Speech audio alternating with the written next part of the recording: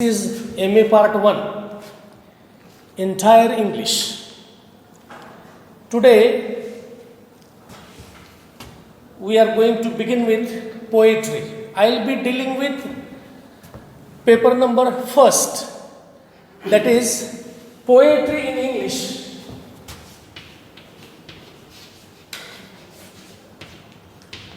Poetry in English.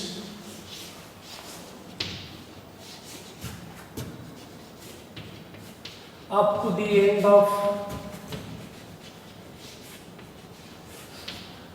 end of 19th century.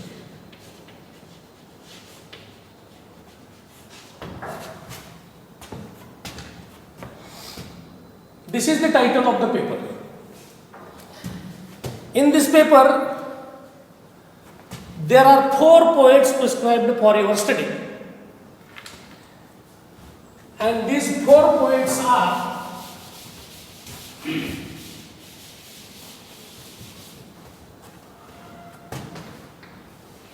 first one is Pindar, second one is Alexander Pushkin,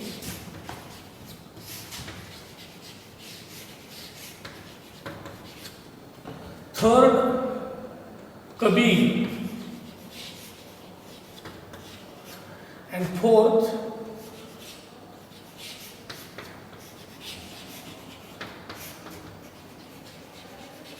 Walt Whitman. Now from these names you must have realized that why the paper is entitled as poetry in English. It is not English poetry. It is poetry in English. What is the difference between English poetry and poetry in English? The difference is, friends, English poetry is poetry written by English poets whose mother tongue is English, and poetry in English means poetry written by the others whose mother tongue is not English, whose L1 is not English. For example, Rabindranath Tagore wrote poetry in English.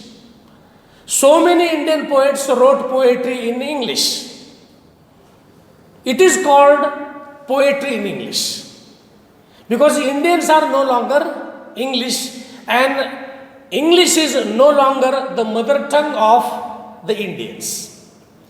People of the world, they have written poems, novels, plays, fiction into English language, and therefore that is called as literature in English, not English literature. English literature is literature written and produced by the English writers whose mother tongue is English.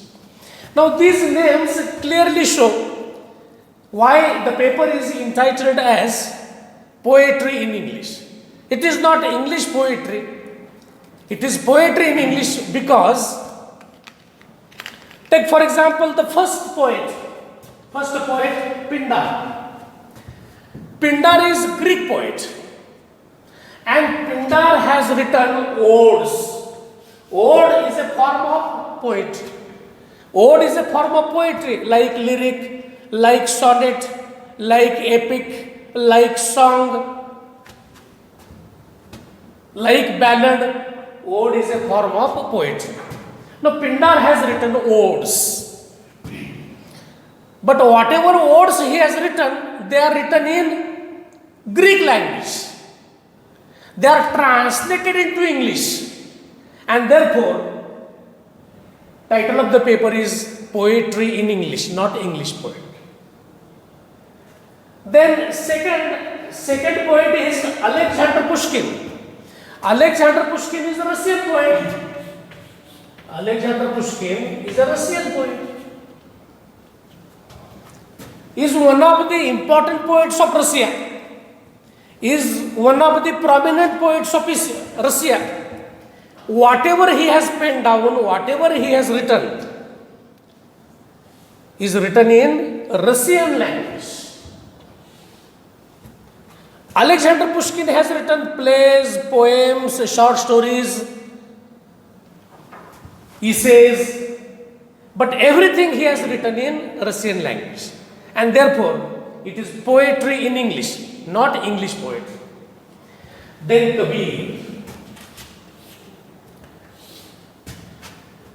Kabir is Indian saint. Kabir is Indian saint. He has written, he was not educated, he was not literate. He was not literate, he was not educated, and therefore he has written, we can say, in impure or Hindi language of those days. Whatever songs he has written, they are written in Hindi of those days, of Middle Ages. So, his poetry is called as poetry in English. And fourth one is Walt Whitman. Walt Whitman is American poet. Now, English is the mother tongue of the Americans. English is the mother tongue of Americans, but that is American English. That is not English like the British English. And hence, the title of the paper is Poetry in English, not English Poetry. Now, these four poets and their poems, they are prescribed for your study for semester first. Now, this is the syllabus, for example. You are supposed to study in semester 1, and based on this syllabus, you will have 60 marks theory examination. 60 marks theory examination and 40 marks internal evaluation, that is called CCE, continuous comprehensive evaluation, that is internal evaluation, that is for 40 marks.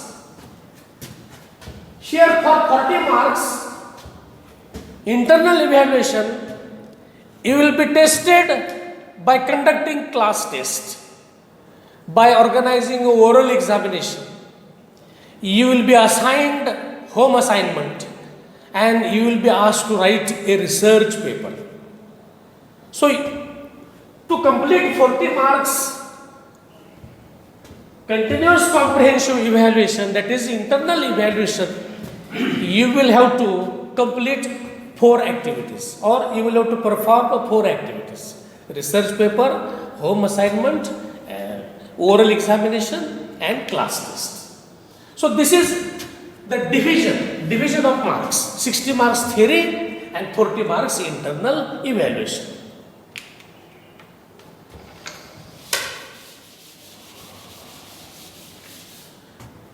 Now, in the beginning, I have decided to begin with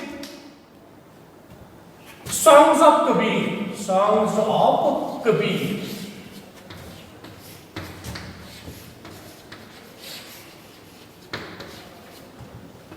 But before going to the songs of Kabir, it is very essential for you to have the knowledge of the background of Indian poetry in English or Indian English poetry. Indian English poetry is broadly divided into 2 phases. One is pre-independence, and the other is post-independence. Pre-independence Indian English poetry and post-independence Indian English poetry. Indian English poetry is divided into 2 phases. These are the 2 phases. In the first phase, for example, Rabindranath Tagore, Sri Aurobindo, Aru Datta, Toru Datta, Sarojini Naidu, Manmohan, Ghosh,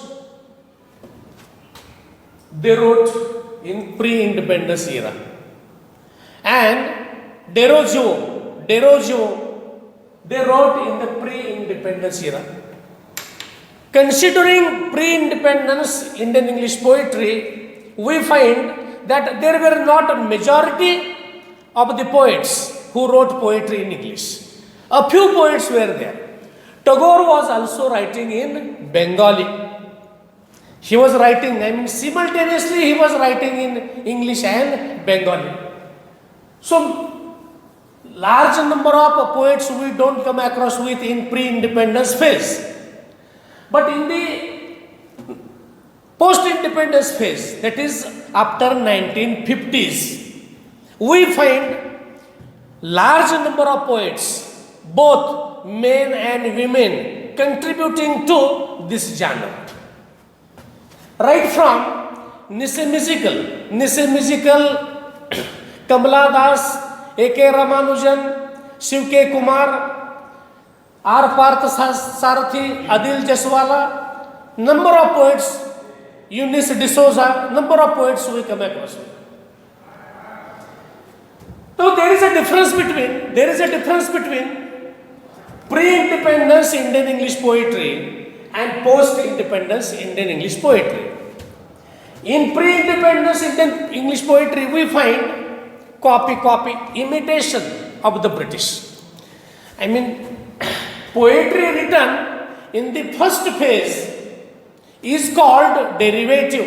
It is called imitative. Because before the poets of pre-independence phase, models were British models. They copied the British poets, they imitated the British poets, and therefore that poetry is not considered original. In style, in respect of theme, in respect of form, poets of the pre-independence phase, they have followed British poets or British writers, and therefore this is not original. But as far as post-independence phase and post-independence poets are concerned, they have not only used the language, they have not only used English language, but they have developed their own style. They have developed their own forms of writing poetry. And this poetry of the second phase cannot be considered as derivative, it cannot be considered as imitative. It is considered as original. And large number of Indian poets, they have made contribution to this phase, to Indian poetry in English. Writers of the second phase, in fact, have popularized Indian poetry in English or poetry in English. So these two phases. Now, period of Kabir goes too back. It is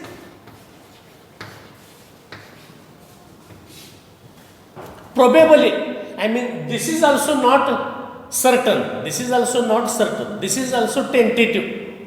Perhaps in 1440, Kabir was born in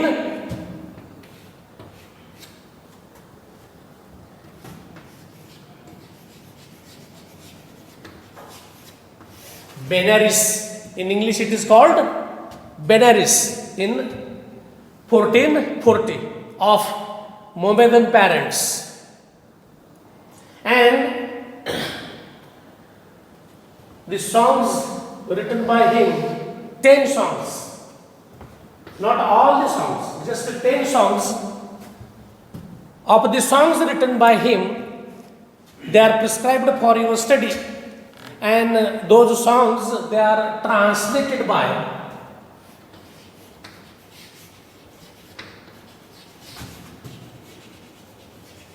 Rabindranath Tagore into English. So we know Rabindranath Tagore is a Nobel laureate. Way back in 1913, Tagore was conferred upon, or Tagore was awarded with the highest prize, very prestigious prize given for contribution to literature. And it was awarded to Rabindranath Tagore in 1913 for his Gitanjali, a book of songs. Gitanjali, a book of songs. And that poet, only Nobel Prize winner for contribution in literature or for contribution to literature, Rabindranath Tagore. His 10 songs prescribed for your study, they are translated by Rabindranath Tagore, a noted Indian dramatist, critic, artist, painter, poet, short story writer, novelist. Tagore was a versatile personality. Tagore was a multifaceted genius, and it was he who has translated 10 songs of Kabir. Now, Kabir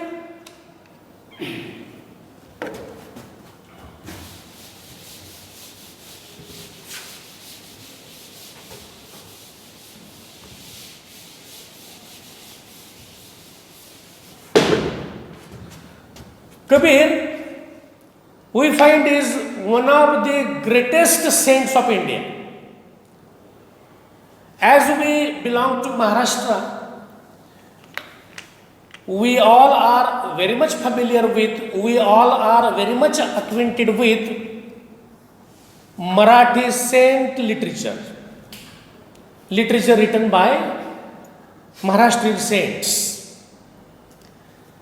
Now, saints and all people, what do they do during their life or during their lifetime?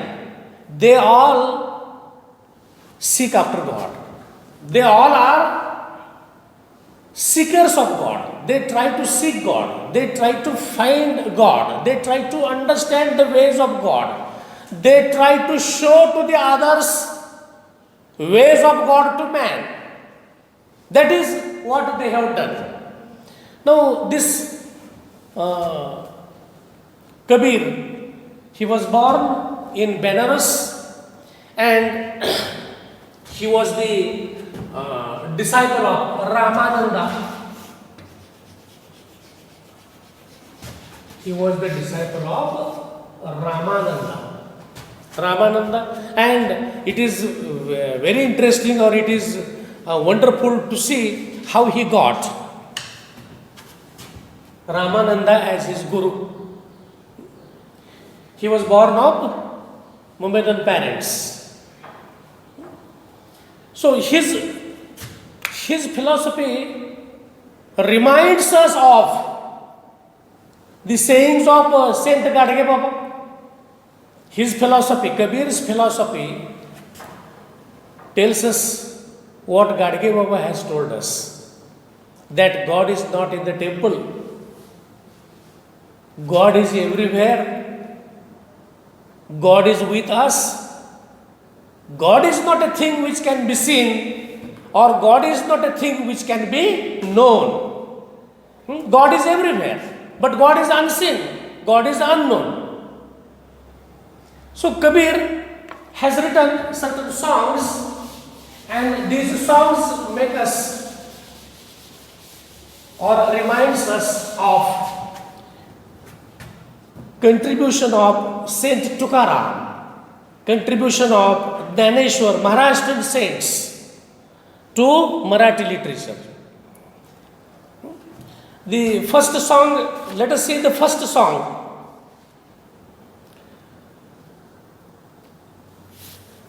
Moko kahan dhunro bande. This is the first line. Now the words of Kabir, they are full of knowledge. They are compressed with knowledge. And Songs of Kabir, they are in fact ocean of knowledge. Ocean of knowledge. They're full of knowledge. Here in this song, it is the God who is the speaker. God speaks to his subject. Like the way king speaks to the subject. King and the subject.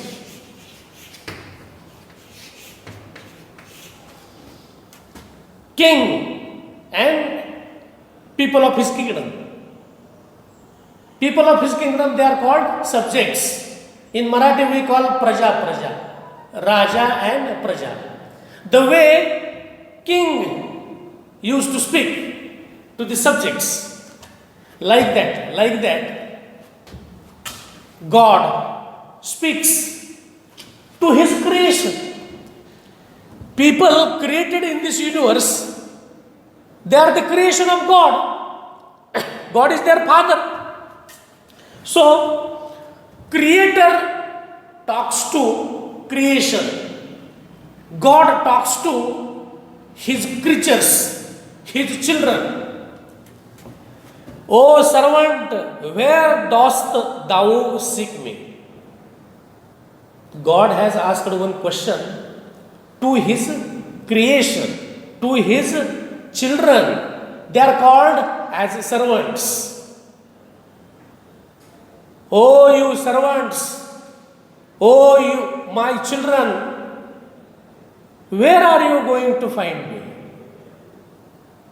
Where you are going to find me? Lo, I am beside thee. It is not necessary for you to work hard, to go to the temple to find me out. It is not necessary for you to go to the mosque to find out or to find me out. I am beside you. I am with you. I am beside you. I am with you. So there is no need to go here and to go there and to find me out. I am with you. I have just told you that God is everywhere. God is not only in the temple, or God is not only in the mosque. God is not only in the cave. God is everywhere. But God is unseen. God is unknown. God speaks, I am neither in temple nor in mosque. The way Gadge Maharaj, in order to create awareness amongst the uneducated people, to teach them the importance of education. Gadge Maharaj used to tell to the people, so why should you go, for example, to Pandharpur? In Pandharpur there is no God. God is in your home. God is in your heart. God is in your breath. God is in your breath. So why waste time? Why waste energy? Why waste money in going to Pandharpur and trying to find out God?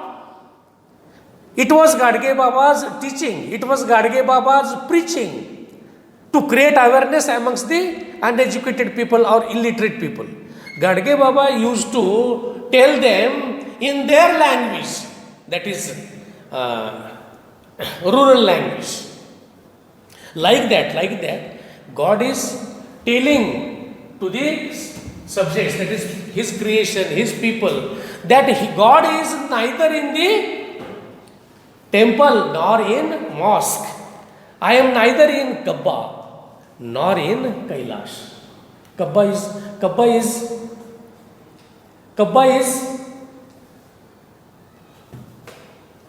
holy place.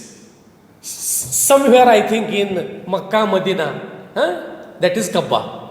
And temple, God himself says that he is neither in the temple nor in mosque.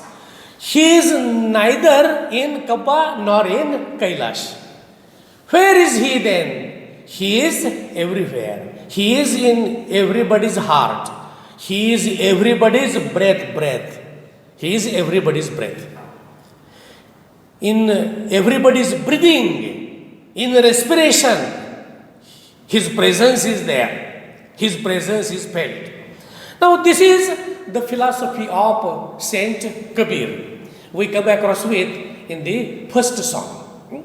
Let's stop here and we shall see the songs onwards later on. Thank you.